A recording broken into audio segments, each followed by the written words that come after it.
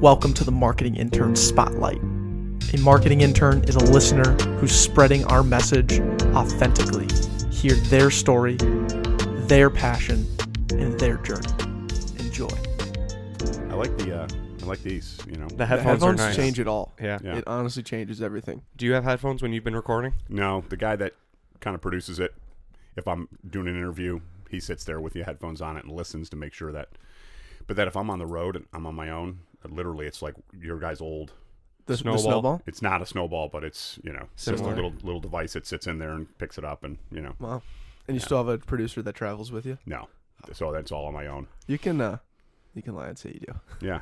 You're going global. But if I could just get a couple of these, even if they were just fake, it just kind of feels official.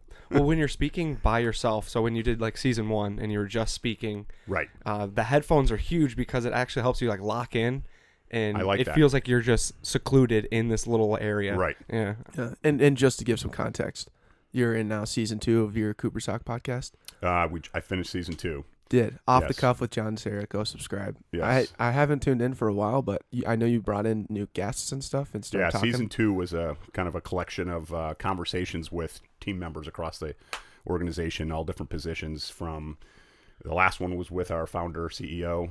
First one was with a server. Had That's awesome. bartenders, office managers, kitchen managers, hourly employees from the kitchen, from the bar, servers and so forth, people that had been with the company since day one, some that had only been with us for a couple of months. So it was 15 episodes in total for season 2. So 27 episodes total, 12 in season 1, 15 in season 2. You tracking downloads or anything?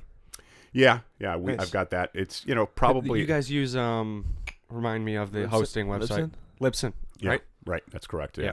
It's about 400 per episode, which means I'm covering all the management team, all the leaders across the organization. Yeah. But we have 5,000 team members, so you know we're still not penetrating the so hourly. When team you say members. so when you say hourly team members, that can go from anybody from a manager all the way down to a server. The hourly would be the dishwasher Got to it.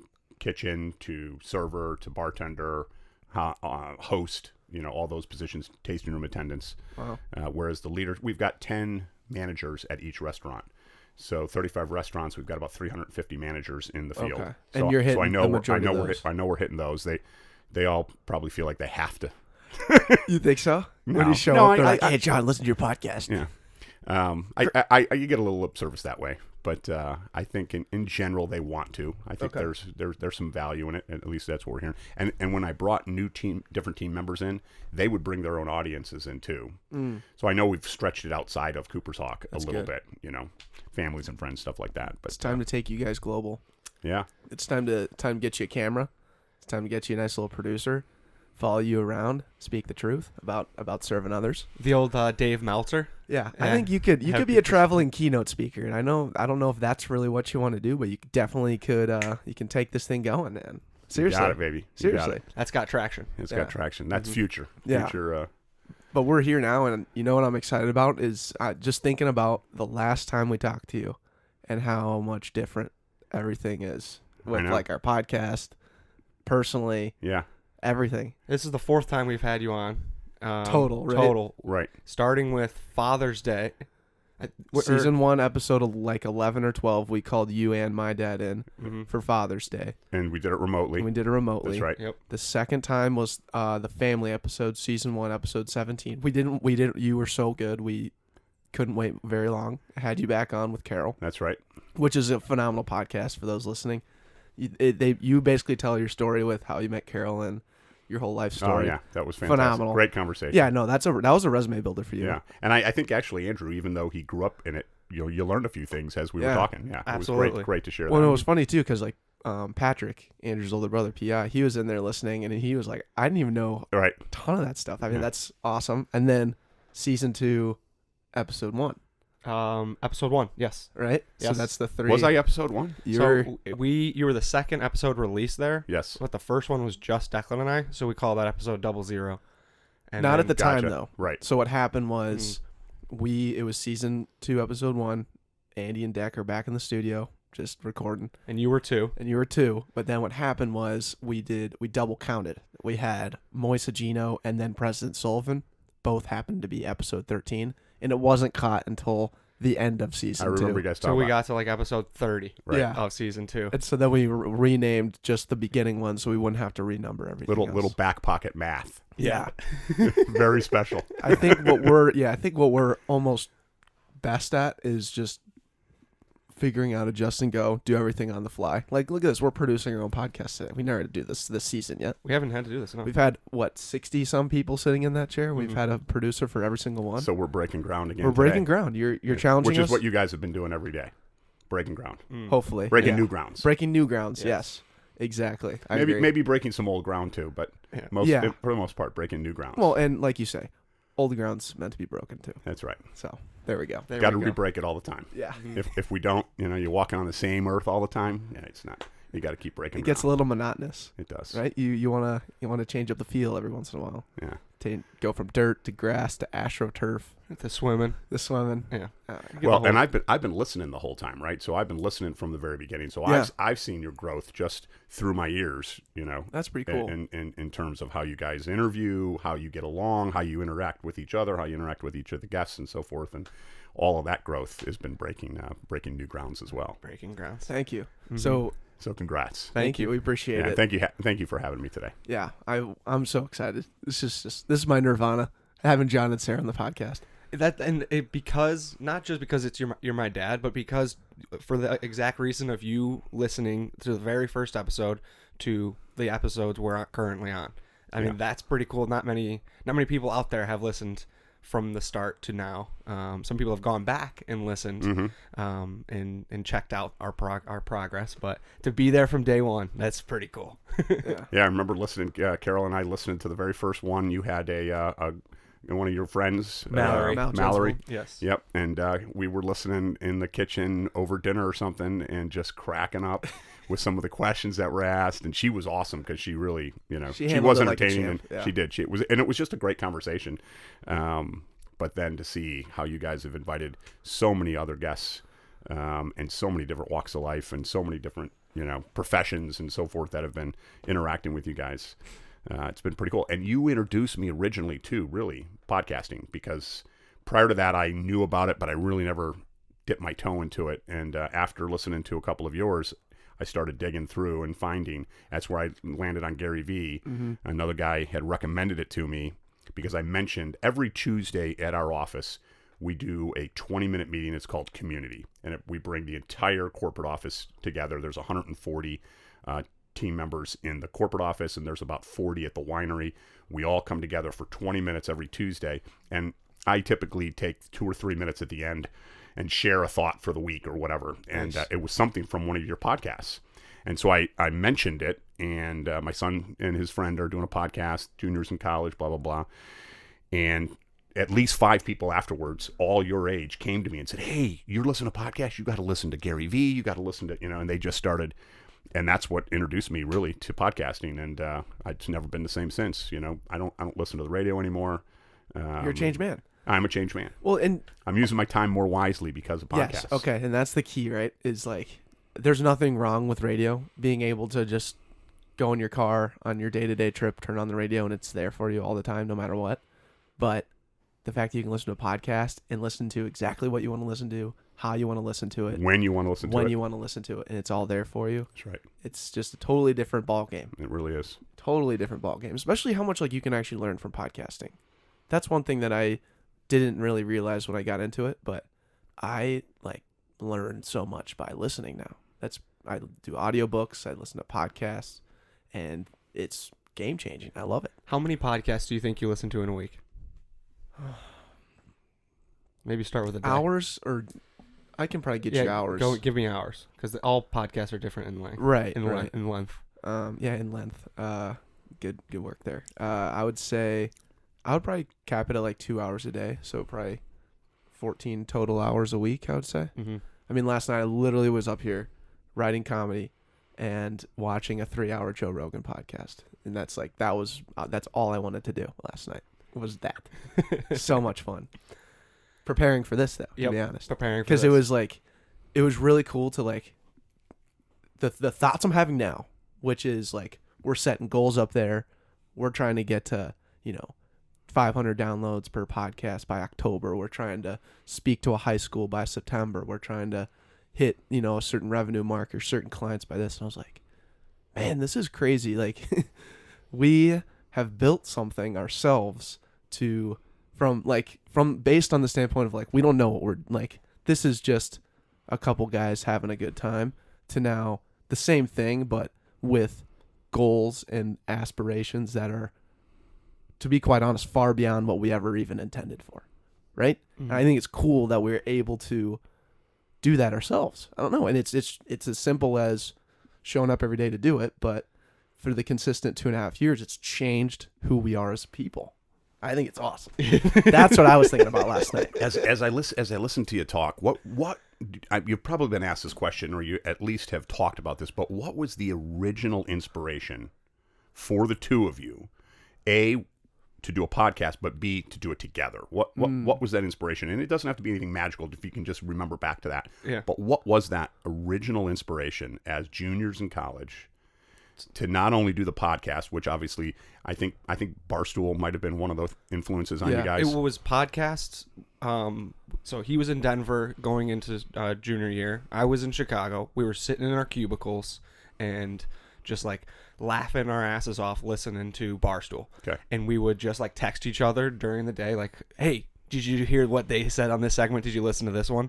And we were just like communicate back and forth and just laughing so hard over these guys. Pardon my take. My take. And then we got to junior year, and again, Declan and I on the scout team, and running on and off the field, still talking about Barstool and laughing our asses off, and we're like, we could do this.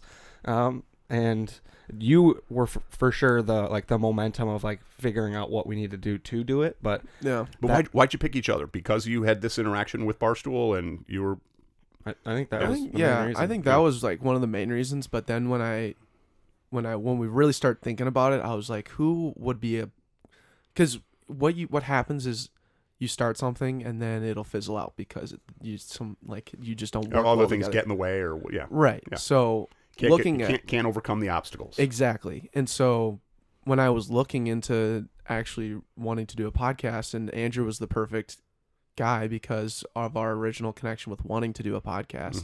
Mm-hmm. But then even a step further, looking more back on our relationship, was we would show up and be there for the team and then for each other in not very easy situations, and we did it consistently already for 2 years. Yeah, your journey was very similar. We were very similar. Connections. We found each other because we were working out and taking all the stuff that was thrown at us fairly seriously.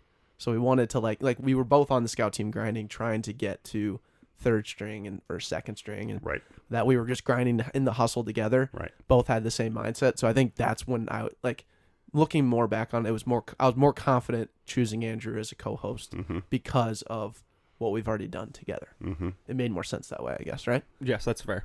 Okay. Yeah.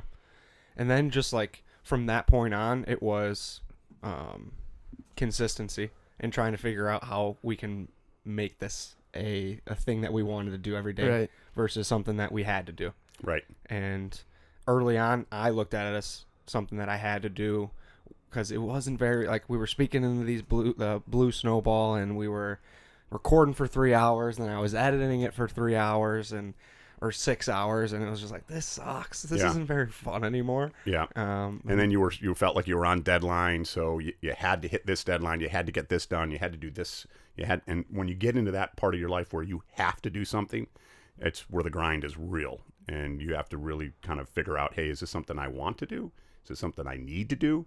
right, Is this something I have to do? Yep. And it was a hobby for you guys at the time, as you were thinking about how are we going to build this, and it was probably cool to kind of isolate your thoughts and have these conversations and meet these people and bring these people in. You sort of probably got a little aura around you in school because you had a podcast. That was kind of cool. And so you start building upon that, but then you're still going back to, do I want to do this or do I have to do this? And how long is this going to last? Mm-hmm. And it's, testimony to your guys' fortitude and perseverance, really, to keep this thing going. yeah, absolutely. And the way that it's grown has just been remarkable. Yep. I mean, it's a testimony to a lot of what you guys are all about. But I think it also is, it's a symbol of your generation. It's a symbol of growth, right in front of us. That's what I was sort of talking about earlier. I've listened to you guys over the last, has it been 4 years? It feels like it. It's been almost 3. Almost 3. Mm-hmm. But I've, and very important part of your life, right? You're from 21 to 24, that's a huge influential part of your life. And I've listened to you guys. That's what I was telling Carol. It's like, I love listening to it because I'm listening to you guys grow on air over these years with these different, interviews and how you're building this into a business. It's been really, it's been rewarding to me. Mm-hmm. Yeah. What's always crazy is when I look back 4 weeks ago, I'm like, we were so young. And it was just 4 weeks ago. And every time we keep moving forward throughout this journey, I'm like, wow, we've already we've gotten so much farther than we were about 3 months ago. And just looking at the beginning of season 3, when February rolled around, and we had this plan of attack of 4 podcasts a week, and with the golden nuggets of the best of the other 3 during the week. That was an intense thing that we decided to take on, and we just figured it out between the two of us how to get that content out there efficiently. Mm-hmm. And so we wouldn't be just dragging through this, and we crushed it. And we finally, we were so good at this that the golden nuggets are useless. And we removed that, and now these 3, our downloads and our platform has skyrocketed since we've taken one podcast out, focused on these 3, and gone all in. Mm-hmm. And the variations of guests and people reaching out to come on our show now, throwing on Bocella. Right. These last 5-6 months have been the biggest growth. It feels like it's probably, we still got way more to go, but it feels like a hockey stick for us mentally. Right. I would say mentally above anything.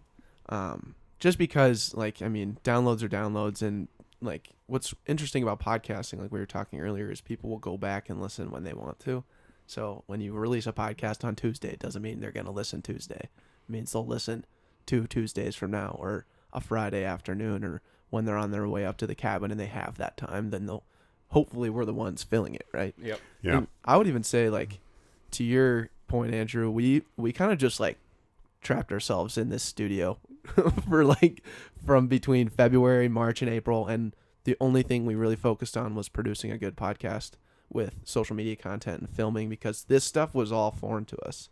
We had the conversations, we had produced the podcast, but we've never had full production along with the other 3 things. So we were just trying to we had all the pieces, and now we were just kind of trying to make the puzzle work. And so now that we've done that, now it's we had a little bit more. We started looking ahead a little bit more. Mm-hmm. Right. And that puzzle might get a little bigger, so you might not have all the pieces. And at some point it might shrink a little bit and you have too many pieces. Yep. And so, it's how do you continue to put it back together? How do you continue to take it apart to, what's going to be the next evolution of the Back Pocket? And you may have a strategy, and it may turn out exactly that way, and it may go a completely different route. Yeah. And it's how you guys are going to, based on even the theme of what you do, is how do you adjust and continue to move forward? Little FOAC. Yeah. FOAG is going to be, a huge base for you guys, for all of us. It really is. And that's what I love listening to. I mean, you guys have reminded me about a lot of things in life. I grind. Everybody grinds. Everybody's got a job. Everybody's got personal life. There's, so much going on in your life. And how do you make it through?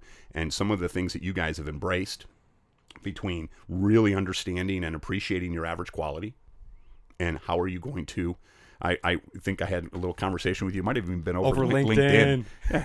Talking to my son through LinkedIn, because I saw an article and said, this is really something that I think I can't remember what it was, but it was a version of. It was the idea of not looking at your weaknesses and just looking at your strengths, because why spend time on your weaknesses? When it's your weakness. You're not going to get better at it to the sense of making it a strength. Right. So go all in on your strengths. Right. And you're there's something in here about your average qualities. Dig a little deeper on this one. Right. Because I was listening to Dave Anderson's when you guys had Famous Dave on, and he's probably even older than me, so another don't sell yourself short. Roughly the same generation. You're a young, spry guy. Yeah, And so he is older than me, right? Yeah, correct. Okay. Confirmed. But I could see he was struggling with the concept of embracing an average quality as he was trying to answer your questions as you guys were asking him about that. And I remember the first time you asked me that when I was with Carol. I was like, wait a minute, I don't do anything average. Right? Because that was that's the old school mantra, right?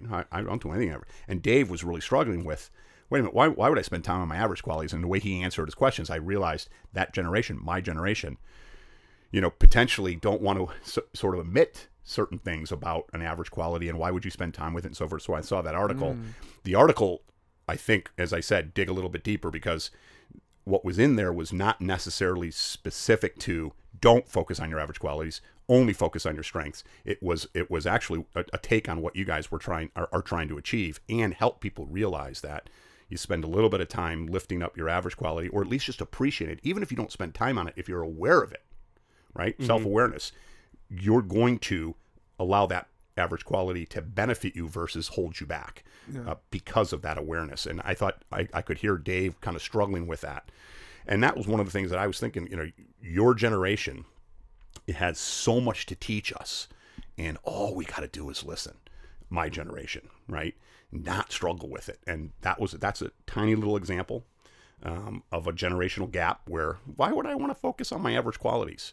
But so you guys, anyways, your whole mantra, all the things that you guys embrace really do help me get through life or get through a certain situation or just remind me, hey, there's nothing wrong with this part of me that, isn't perfect. It might not be my best, but if I understand it, I'm going to do something with it that's going to help maybe even strengthen one of my already, great strengths because I've understood the foundation of who I am, versus just, hey, let me put that thing in the closet and I don't want that thing to ever come up again.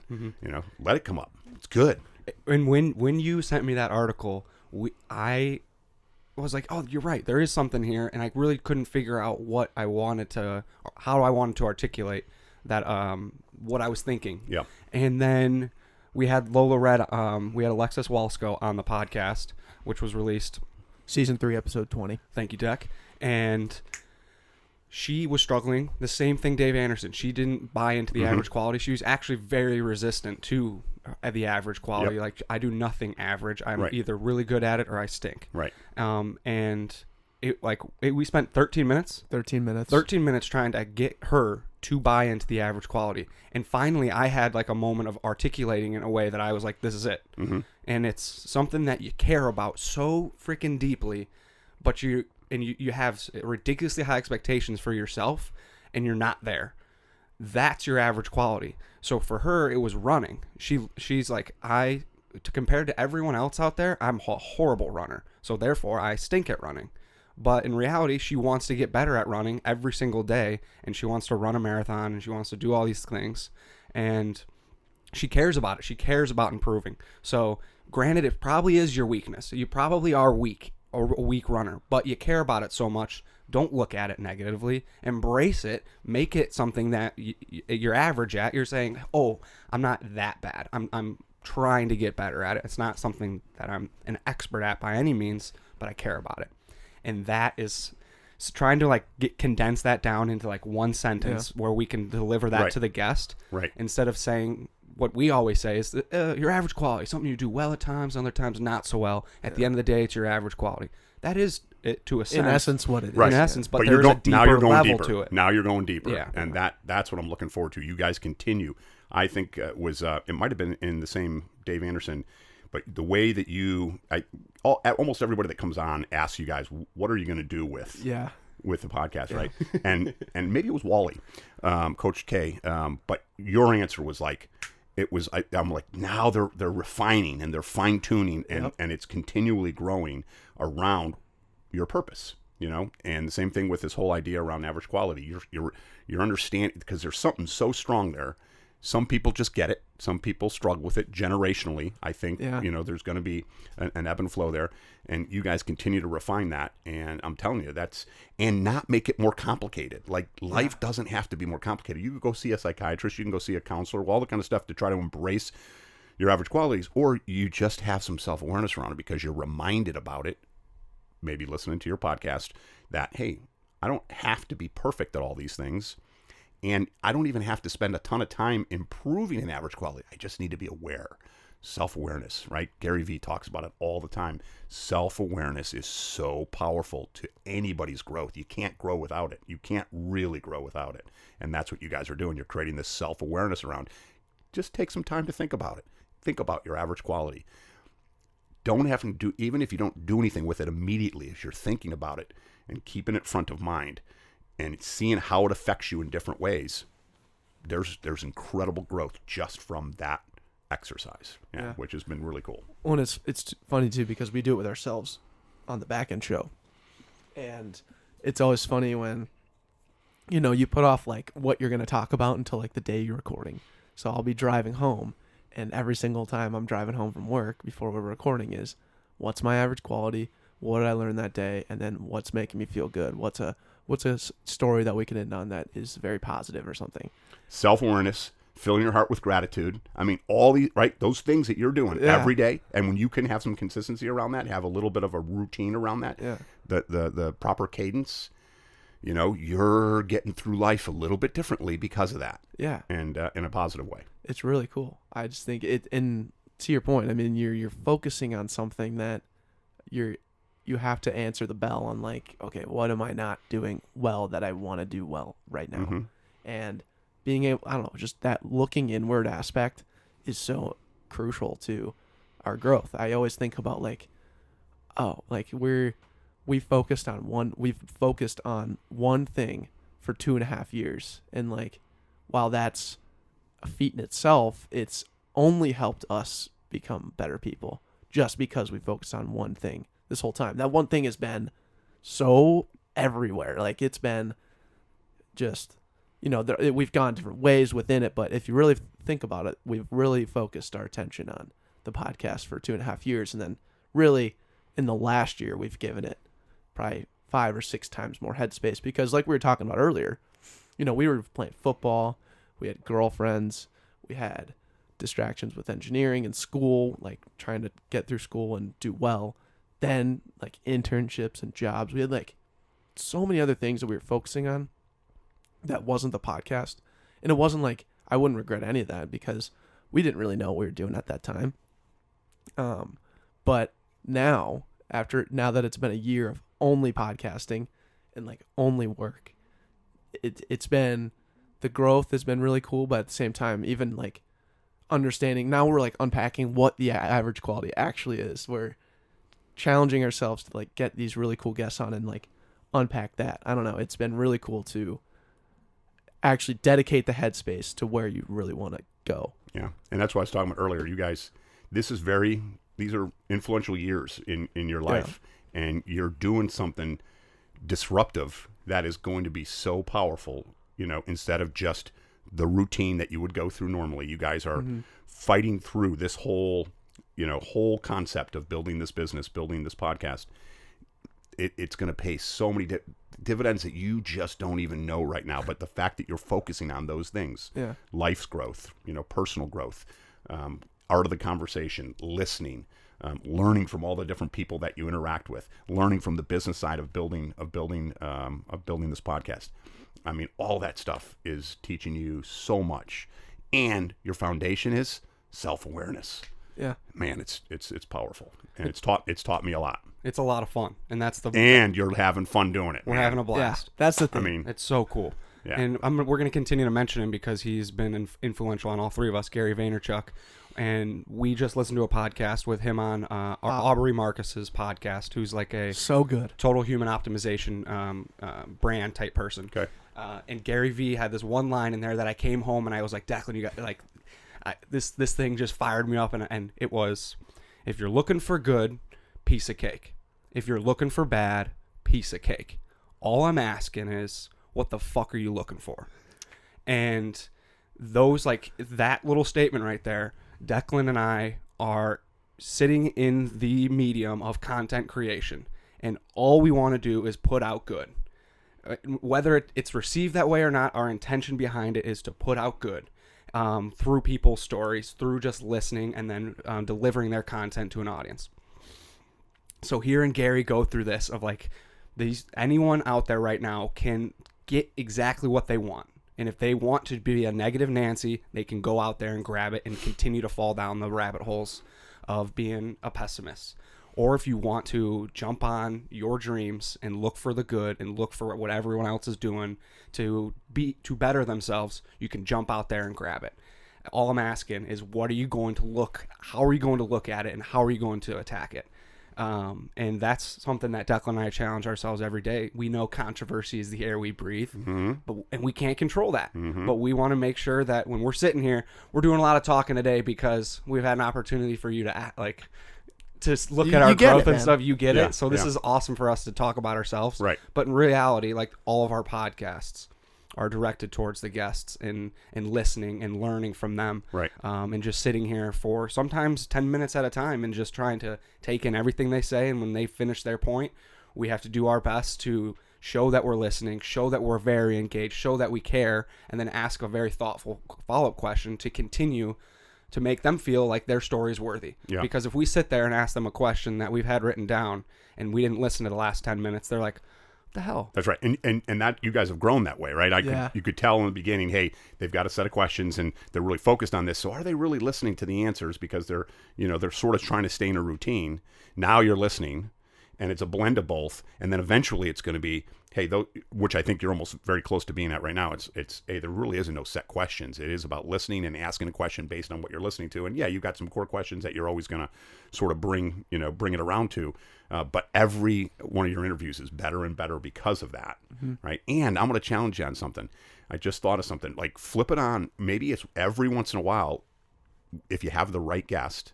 I'm not saying that I'm the right one, but somebody like me that has, a little bit different investment in the back pocket, and have that flip it back to you guys so that the listener can hear about your guys' growth and your thoughts on all of this stuff versus just hearing the guest. And so every once in a while, the format would be almost flipping it on its tail, and you guys are the guest because you've got the right person in this seat that's asking those particular questions or driving it certain ways, so that everybody sees your growth, right? I mean, that to me is one of the most powerful parts of your journey, and people sharing in your journey is they're seeing your growth, which is helping them grow. And so if you guys are the guests at some point, and you got to do it so that it's natural, organic, not something that was almost set up, that you guys start answering all these questions. Because you ask everybody at the end, hey, do you have any questions for us? And if they're not prepared, the questions are usually, what do you guys want to do with this podcast, right? That's every time somebody's going to answer that and go deeper and click and click into you guys, right? And that's when it becomes really sort of that flipped, and everybody gets to experience not only the guest, but they get to experience your guys' growth as well. Which I get a little piece of that every once in a while on the but I'd like more of Declan and Andrew's growth. Joey Puck did a great job. He was a marketing intern spotlight, which I know you don't typically tune in. You're more of a Monday show kind of guy. I'm a Monday loyalist, and then when you got guys like Wally and the Senator, the Senator was a Monday show. Yeah, Housley. That was a great interview. Karen. Yeah. Even though we said Karen, I think 3 or 4 times. Yeah. Did you see I didn't use the first name? I just said Housley because Smart. Yeah. I wasn't sure. Yeah, this guy's got it. But no, that's an awesome point because like Joey Puck was one of them. He was marketing intern spot like 34, 6 or 7. Yeah, 6 or like 7. And he loves us. Listen to all of our podcasts, and his favorite one's Dave Meltzer. Yeah. And he said he's listened to that one 3 times. Okay. A year older than us. Played football with us, and he is his dojo is social interaction. So he wants to feel other people.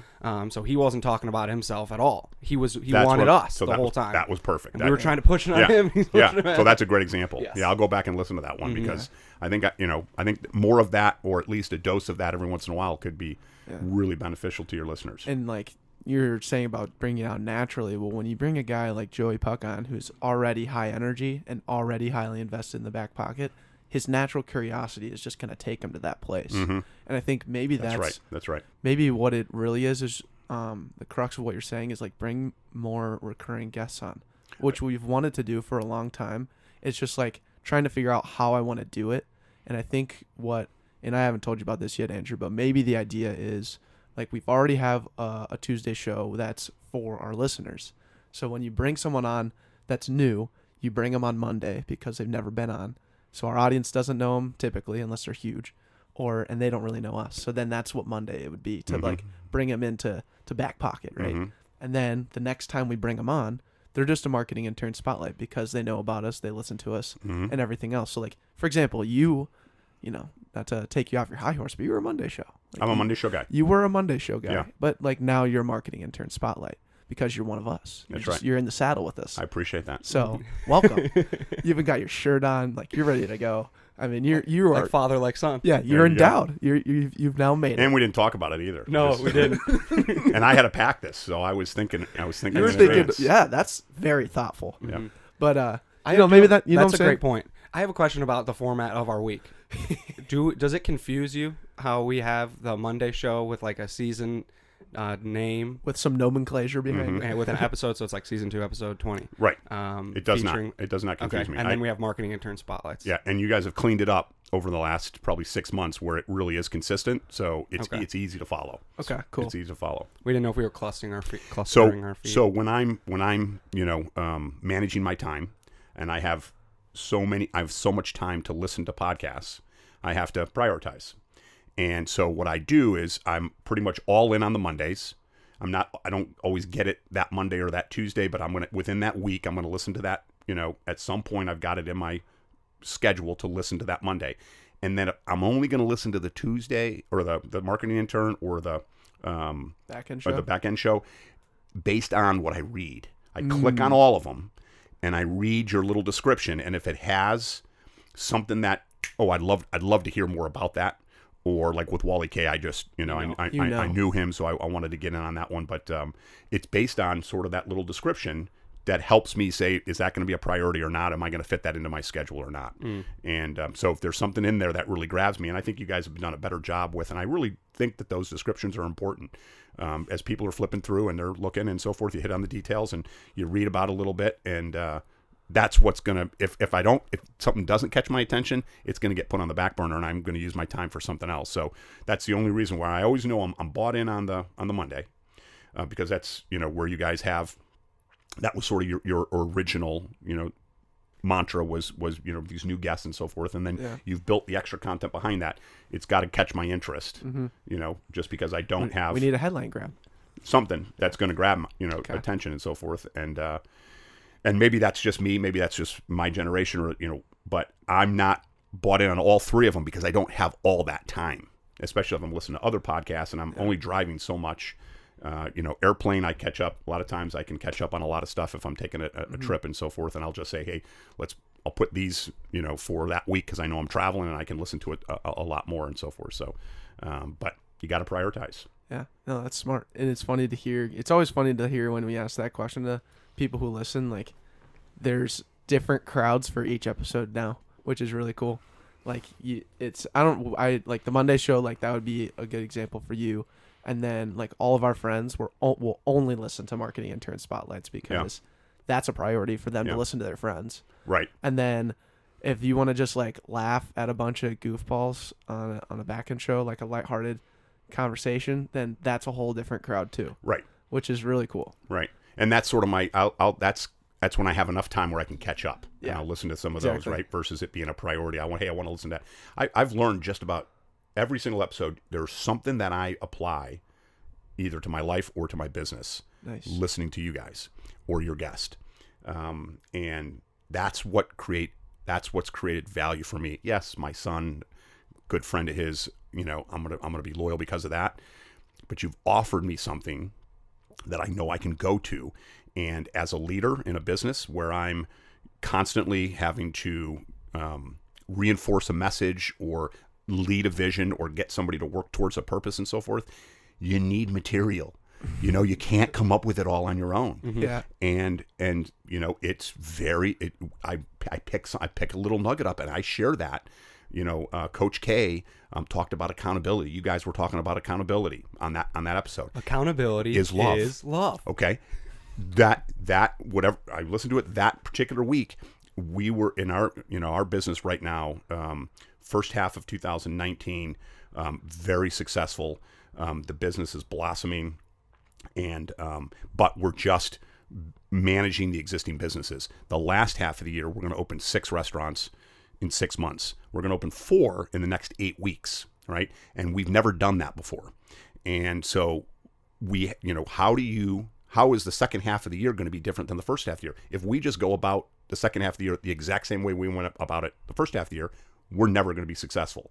So how do you get 140 people at the corporate office and 5,000 people in the company to start to understand how this is going to be different? And accountability is a big piece of it. When you guys talked about accountability with Coach K, and accountability is love, and that whole little mantra on that, it was material for me and gave me thought, gave me pause. Then I was able to put some thoughts together and say, hey, here's how we're going to move this thing forward, through accountability and so forth. And that now everybody is in my company is talking about accountability in a different way with this whole idea of love. If you are accountable to yourself, that means you're showing love to others. If you're allowing other people to be accountable to you, you got to allow.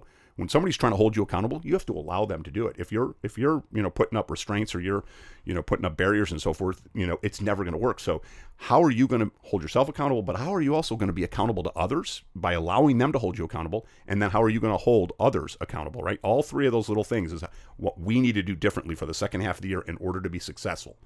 And the Back Pocket helped me translate that message or inspire that message or bring purpose to that message, right, in a different way.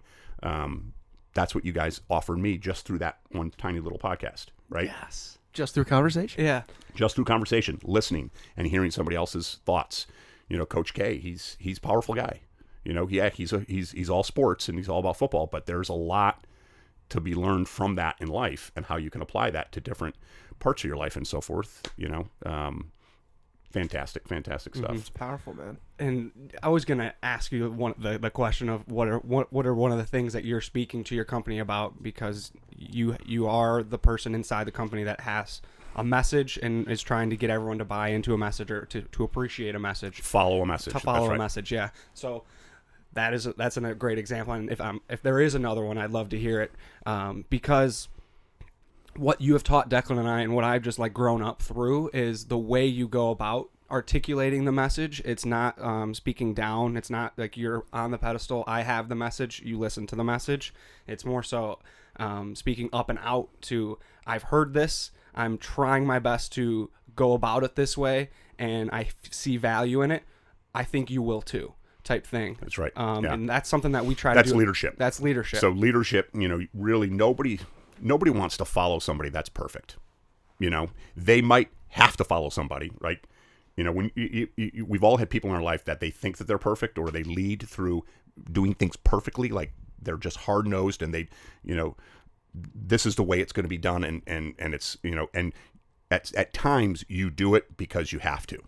Whereas if you're inspired by a leader and the leader is creating fellowship, then the people that are following are going to do it because they want to. They want to do it for that individual and so forth. So what you were just describing is leadership. I am trying to translate a message, and I want to talk at a level or create a level that we're all in this thing together. And I don't have all the answers, nor should I. If I'm a great leader, I'm going to get the answers from everybody, and I'm going to be the catalyst to help inspire that. And in some ways you have to show vulnerability in order to get people to buy in. They need to know, hey, he's not perfect, and he admits that he's not perfect. I like this guy. I'll go further for this guy. Versus, man, that guy, he does it his way, and it's his way or the highway, and he's so good, he's so perfect. I can never be like that. So you know what? I'm gonna stop. I'm kind of gonna stop listening. He's not very influential anymore, right?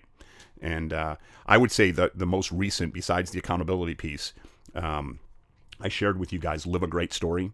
I kind of fell upon that website through another work associate of mine who, he knows what I'm all about. So when he sees certain things, he'll ping me and just say, hey, this I thought of you when I saw this. And he's a big live a great story, live a great life guy. And so he turned me on to that. And so the mantra right now, win or learn in my business, with my team, with our team, with this whole, what we're trying to accomplish as a company, we lose all the time.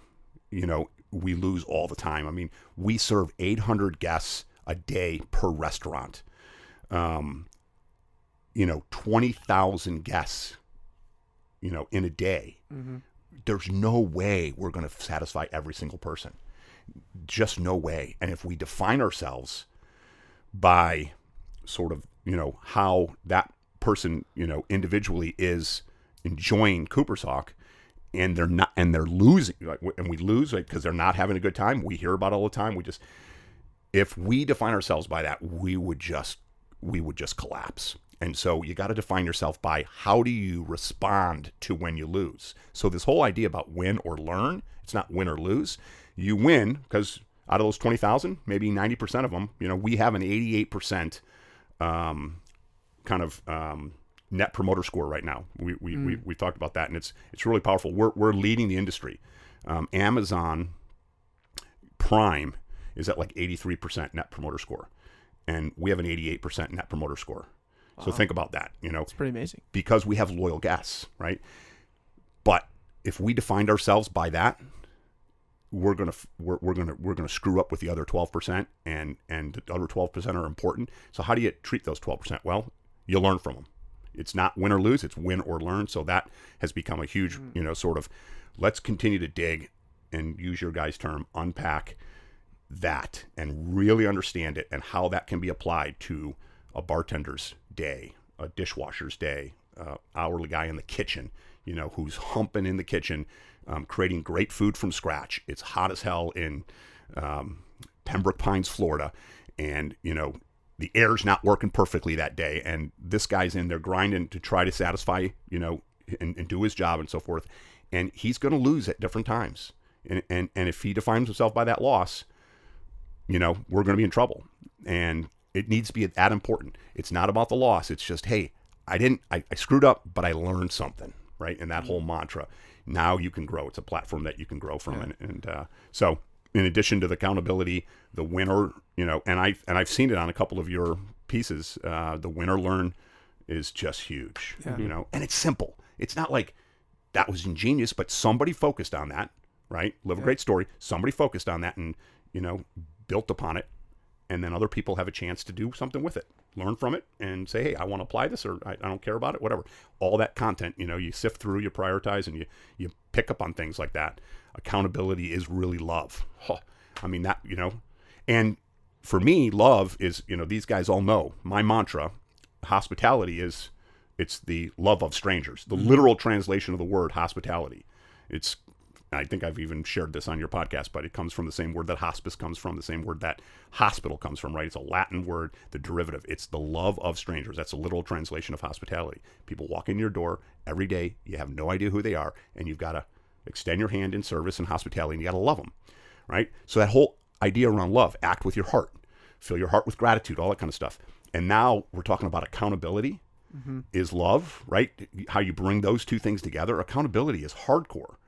And to be able to do that and bring love into it, how simple that is, but it was ingenious. And Wally, he just shared that because it's in his heart, because that's what he believes in. And I was listening at that moment, and I was like, whoa, that's a huge difference. I can take this whole thing to the next level by translating it, interpreting it, and sharing it with my team in my voice.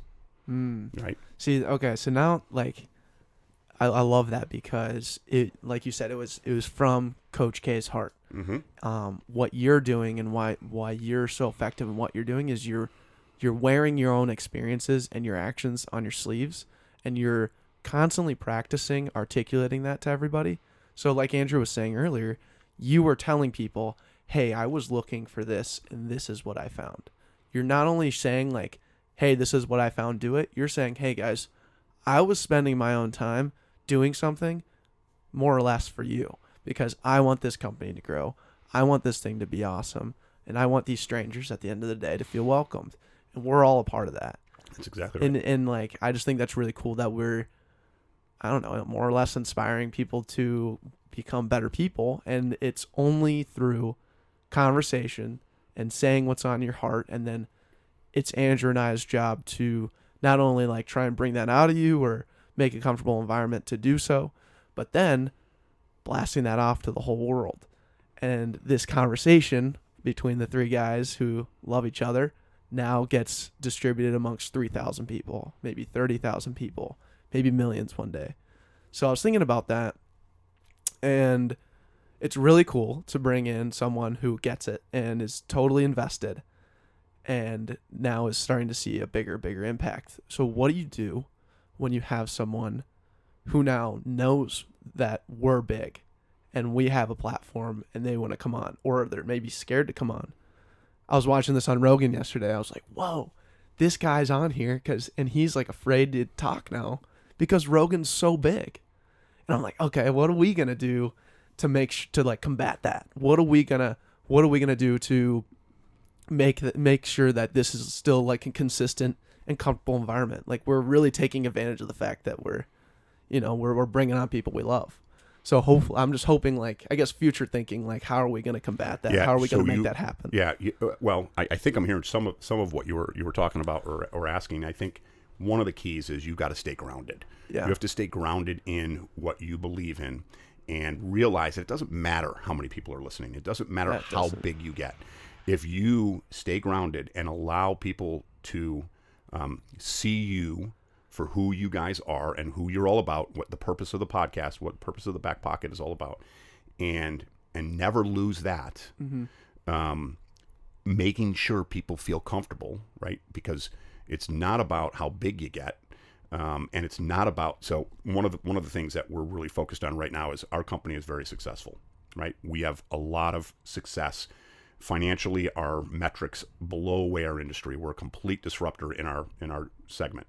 And if we start to define ourselves by that success, we're going to collapse, right? Mm-hmm. So this whole idea, we make our own wine. So I said to myself, all right, how can I translate what I'm trying to deliver here through what we do for a living? Well, we make our own wine. A wine is a harvest, right? When you make wine, the harvest itself, which is in the fall, if you define yourself by the harvest that you reap, all right, then you're going to collapse. You need to define yourself by the seeds that you plant all along the way, because it isn't about the harvest. The harvest is what you get because of all of what you're doing prior to that, right? So bringing that to life in my company is, hey guys, right now, if we start to define ourselves by our harvest, we're financially successful, right? We're going to start thinking we're the best. We're going to start thinking all these things that's not how we were built, right? So it's really about the seeds that we plant every day that eventually get us that harvest. So back to your guys, it's no matter how big you get, no matter how successful it is, if you're on with Joe Rogan and it's monstrous, that becomes intimidating. Joe Rogan's got to make sure don't allow that to be intimidating, because if it is intimidating, then he's defining himself by his harvest versus by the seeds he's planting. Every single guest is as important as the next, whether it's in year 10 or year, the very first one, Mallory. Every single one of them is a seed that you guys have planted in order to eventually at least enjoy the harvest, but just don't define yourself by it, right? Does that make sense? Yeah, no, that's great. I love that. You're just sticking to who you are and doing it. And a lot of a light and appreciation to the back end of what we do. Yeah. But not in a braggadocious way, but in just a way of like, hey, we put a ton of work into it, and we have that's you guys having fun. Yeah, exactly. And allowing people to have fun with you. Some are going to get it, some aren't. Don't try to be perfect for everybody, right? Be vulnerable, make mistakes, admit it when you do.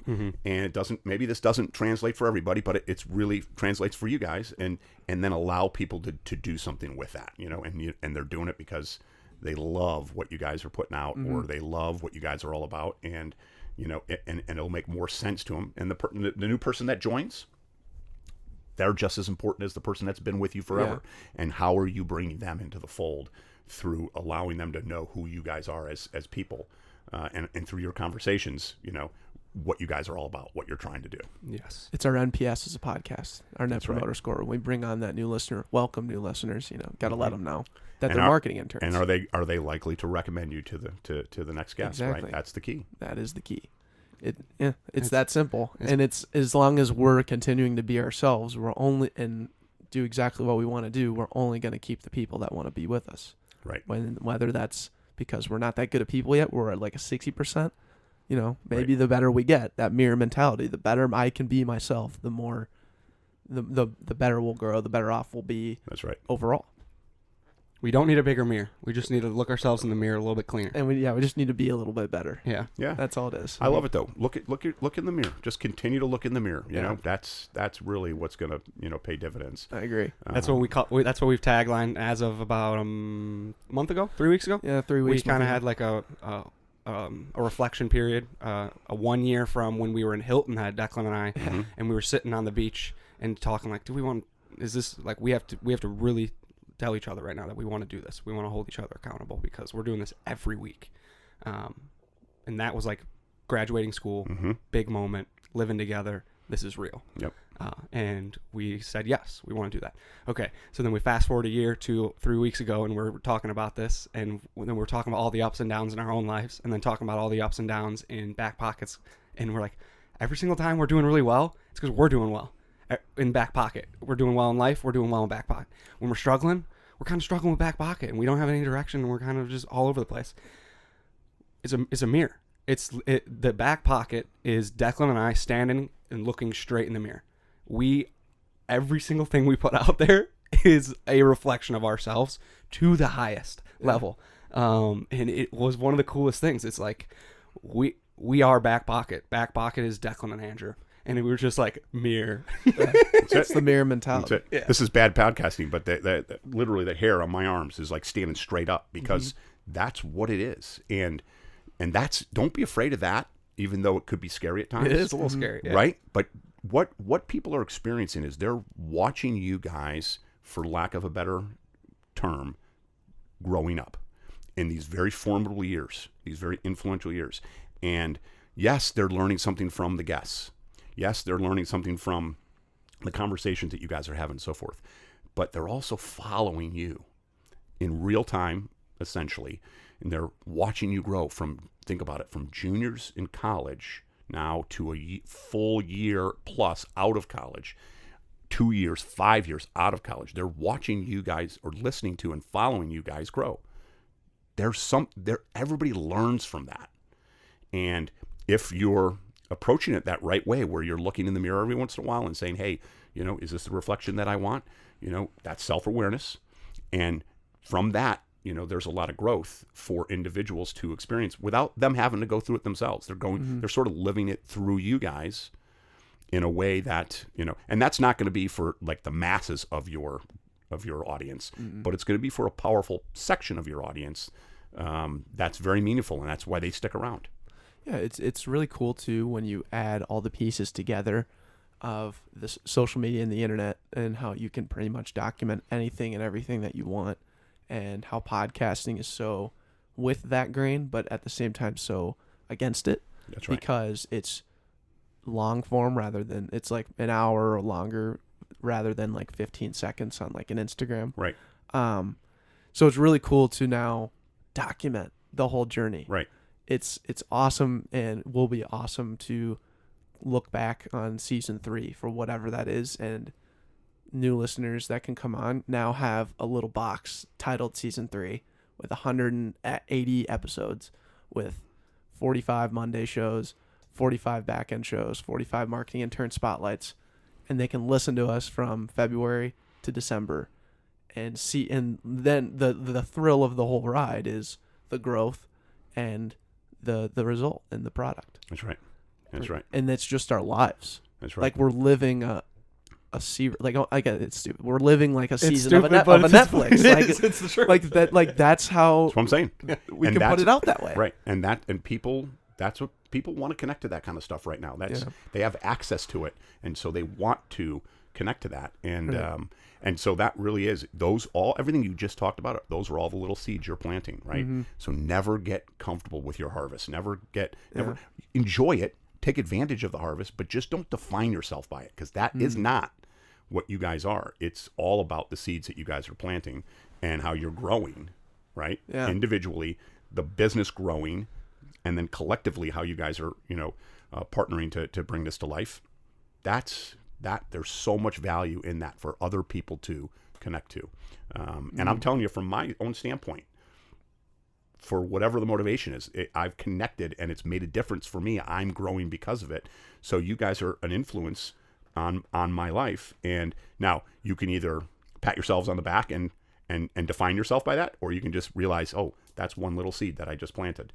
Or we can rebrand and just be like, we impact dads across the world. That's right. That's right. Bald dads. Bald committed dads. That's right. That's a beautiful thing. Yeah.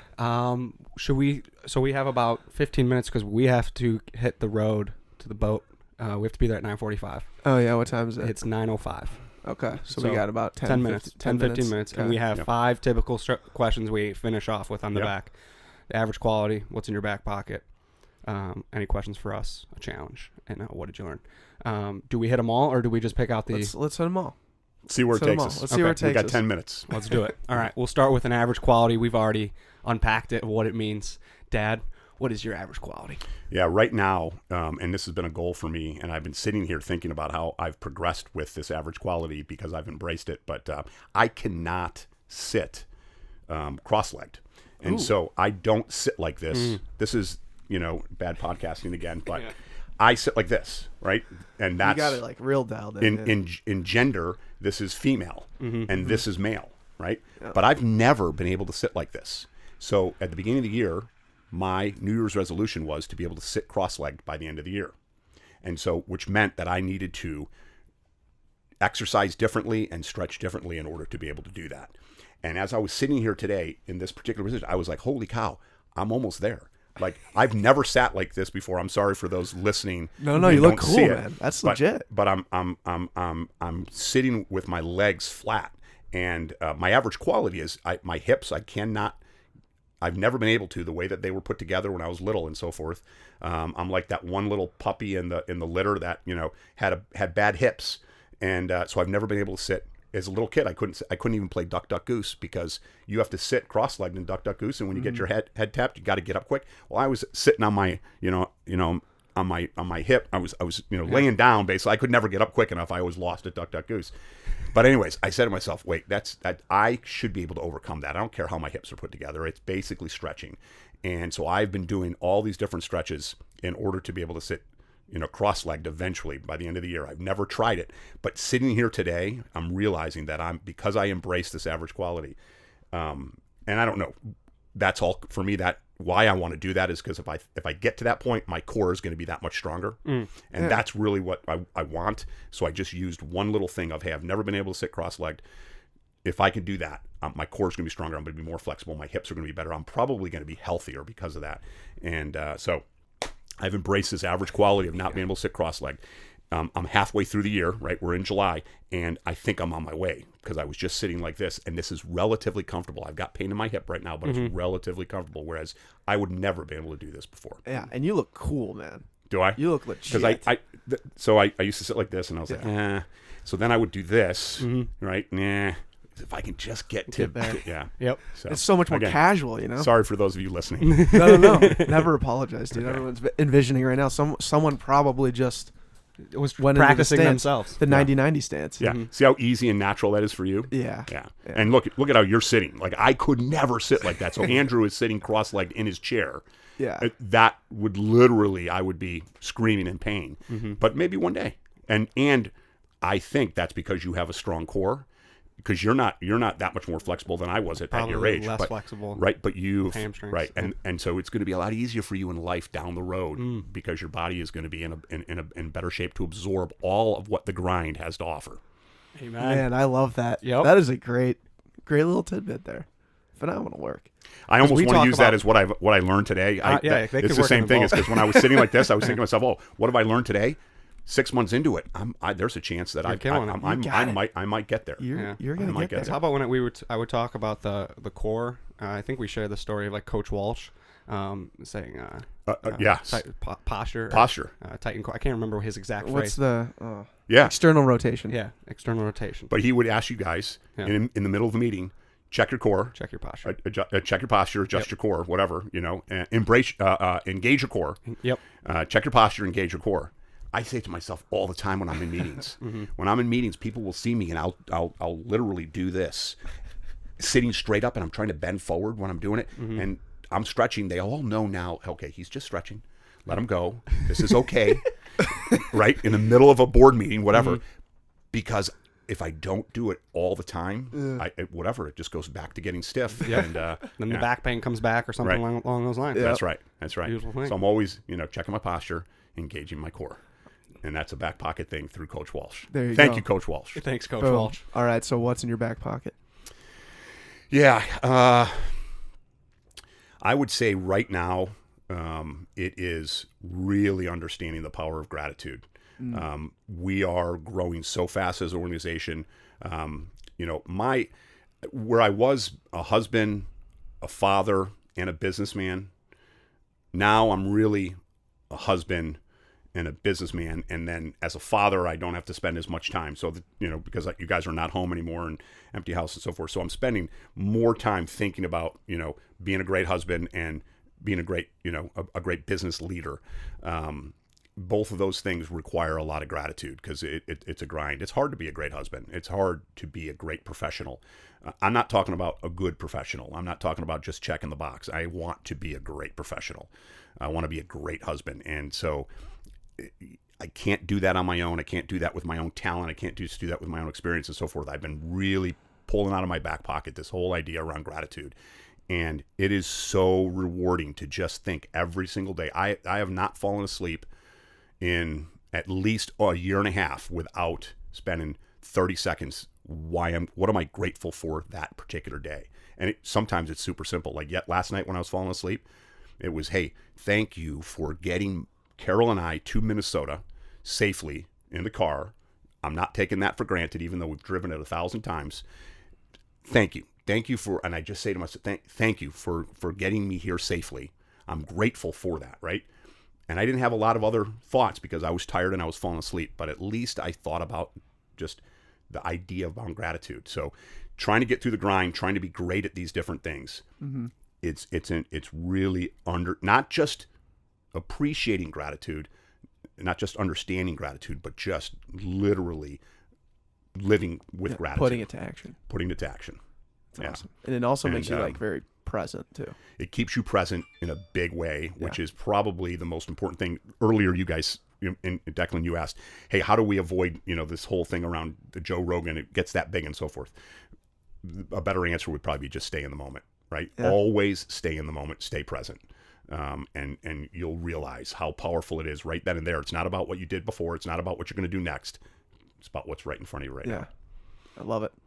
Freaking love it. It's awesome. And it's so much power and gratitude, so much humility. So much comes out of it. Yep. You're right. And you know what? I know these are just words. And for those that are listening, it's like, hey, yeah, I get that. We've heard that 1,000 times, so forth. But just practice it. At the same time, when I've had the same type of thing where, I keep saying the same things over and over again, that's bullshit to think in my head. Right. Because never devalue these things that you consistently preach. Just because you've been saying it for years doesn't make it less worthy. That's right. And just because you said it for years, it doesn't mean you have to be doing it right now. Yes. That's staying in the moment and realizing, man, so much to learn from it. Mm-hmm. So gratitude is in my back pocket in a big way right now. Yes. Love that. Amen to that. And then going right off that, a challenge. So you've challenged us over the past 2.5 years just to stay in the moment. These same things that we've been preaching, but discussing rather for the last hour and 15 minutes, 12 minutes. You've challenged us and just to continue to be ourselves. So I would love for you to continue to push us down this path and tell us or ask us, challenge us, someone inside your circle or someone that you see of value that would want to come on, or that we should strive to have on this podcast. Yeah, as a guest, I love that question. I think people have offered you guys some really great ideas. I love Wally K saying, "Hey, you got to get Kirk Cousins. You want to really stretch." We go international if we do that. And just hey, that you guys are trying to dominate the Twin City sandbox, and Kirk Cousins is in that sandbox right now, and how powerful that would be to have somebody like that realize, hey, I could share this with a new audience if I joined the Backpocket podcast for a conversation, whatever that, there's no reason why you can't go after, all these people. My challenge is I really want you guys, and I don't think this is going to be that great of a challenge because I know we can make it happen immediately. But Tim McHenry is the CEO and founder of Cooper's Hawk Winery and Restaurants. 14 years ago, he had an idea. No, 16 years ago, he had an idea. It took him 2 years to build his business plan and to try to raise the money. His story, because now we have disrupted the casual dining segment in the restaurant industry. So much so that we literally have a chance to dominate. And he did this from one seed, one plant, and just his story of fortitude, of perseverance, of surrounding himself with the right people, building this business. And, you had Dave Anderson on, who had built a wonderful business in Famous Dave's Barbecue. Steve Schussler is going to be right before you with Rainforest Cafe, and which was super instrumental. And I'm not bragging, but both of those concepts pale in comparison to what Tim McHenry has created, and what he has done, not just for our industry, but so many people have been influenced and impacted by what he has created. And I don't pretend like I'm in brain surgery or rocket science. I flip eggs and serve people and extend my hand in service and hospitality every day. It's I'm not going to get, but what we do does change lives for a few moments. When you're breaking bread and you're doing it correctly and the food is great and the atmosphere is great, experiences for others. We are, and it's such an experiential society right now. Anyways, I really want you guys to have Tim on, whether you go to Chicago. I know he's not in the Twin City sandbox, and Cooperstock might not ever be able to get to Minnesota and Minneapolis. Yeah. We're trying, but the liquor laws are very strict in this state, and the 3-tier system and so forth that we abide by. It's still hard, the loopholes to try to get into this town. So it may not be the perfect one for your sandbox, but his story is powerful, and and the challenge would be, because geographically it's going to be tough to get him on, and this is not somebody that you want to do over the phone. This is somebody you want to do in person. We would go to the come to his office or we get him here. Mm-hmm. I'm telling you, I have been my life has been changed because of my association with Tim McHenry. As a friend and as a business person, and the challenges. The other day, we got in each other's face, holding each other accountable. We were walking our talk to each other, modeling it from the top, because he didn't like something that was going on that I was responsible for. I was, and him pushing me that hard, and I'm 11 years his senior. This guy is, he's got so much to offer this world, and it's going to be way beyond just the restaurant business and the experience. Yeah. This guy's building a lifestyle brand, and I'm thankful to be a part of it. But he'd be a great person because of all of what he has embraced to get there. Challenge accepted. We're going to do it. We'll make it happen. We'll see you in Chicago soon. Good. Yes, sir. That's all we got to do. Challenge accepted, and then flipping it to 2 final questions. First one, putting the ball in your court. Do you have any questions for us? I would love to know, what is the next... how are you going to disrupt the next phase of the evolution of the Back Pocket? How are you going to? So you talked earlier about, hey, we realized this wasn't really working and we got rid of it and we moved on and reformat. What's that next disruption for the Back Pocket? And you got the war room, and you guys are constantly talking about how you're going to shape your current cadence, but it's going to be constantly about how are you evaluating. Hey, we've got to disrupt this. We got to move in a different direction. We can't be overly committed to something because we're going to make an irrational decision. So maybe we love this, but we got to get rid of it because it's just not where we want to be and so forth. Do you have an idea of that? And are you allowed to share? What's that next big evolution? I can take this one. Yeah. Okay. This is like an hour-long, 24-hour So you need an elevator speech on elevator pitch on it. Yeah, we're going 10 floors. You got about a minute and a half. Yep. The podcast is the bottom of the funnel. When people get to our podcast, it's because they've seen us on all these other different spheres of social interaction, whether it's word of mouth, whether it's our social media handles, whether it's doing an event. It's all of these things. The podcast sits at the bottom of the funnel. So when they get to us, we hopefully they already know us to a certain extent, and now we're just going to keep them for life. How can we get to more people? How can we use our authentic brand that we've built for the last 2.5 years and create a lookalike audience off of that and an interest pool off of those same people, because we're just going to be duplicating genuine people that care about us. Mm-hmm. And that is through the ability to target social media advertising on the back end of Facebook and Instagram and YouTube and SEO, all that type of stuff. We have the ability to get in for fairly inexpensive and find the right content, not create billboard advertising that's throwing things down their throat, but allow ourselves to open up doors and avenues of content that we can tap into people that couldn't get to our podcast, so they have no idea who we are. Yeah. But to get onto their social profiles and see us for the first time, do a little peacock and show them who we are, show them what we're about, show them all the awesome guests we have on, and they're like, oh, that's kind of cool. And then we hit them with another type of video that explains us a little bit further, and maybe they buy in, maybe they don't, and then we move on to the next one. But this is a way that we can continue to touch that top of the funnel and find people that care about us that we've never been able to touch before because we've only been a podcast. But now we're realizing we're flipping the funnel where the podcast was like telling us who we are, at the top of the funnel, that we've pushed that all the way to the bottom and said, when we can get them there, then we've got them.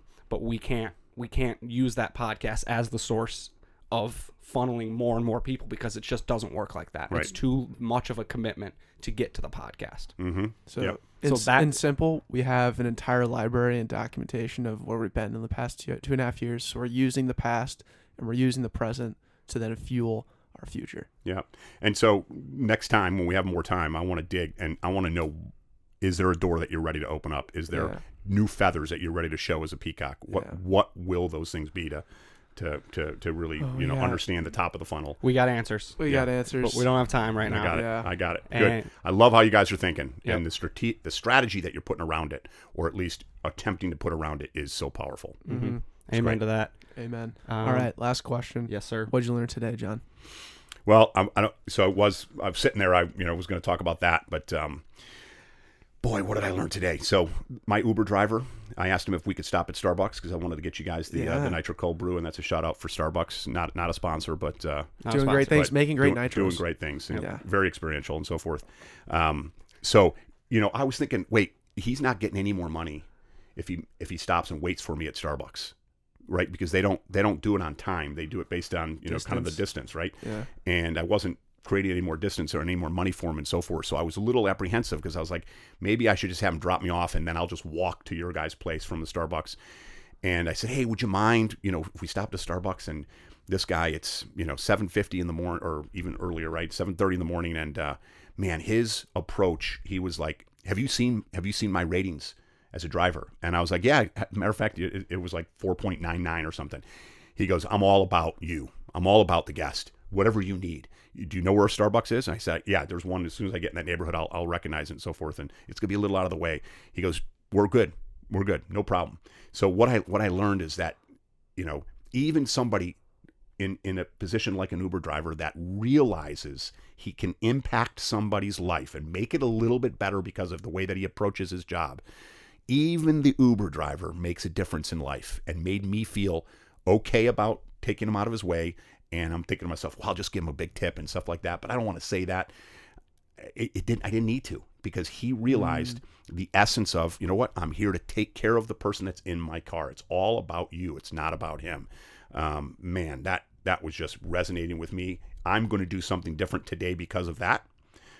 So what I learned is in every connection, no matter what it is, riding on a train with somebody, standing at a stoplight with somebody, whatever, when you make a connection with somebody and that person understands the value of it, how powerful we are as humans, to make people better and so forth.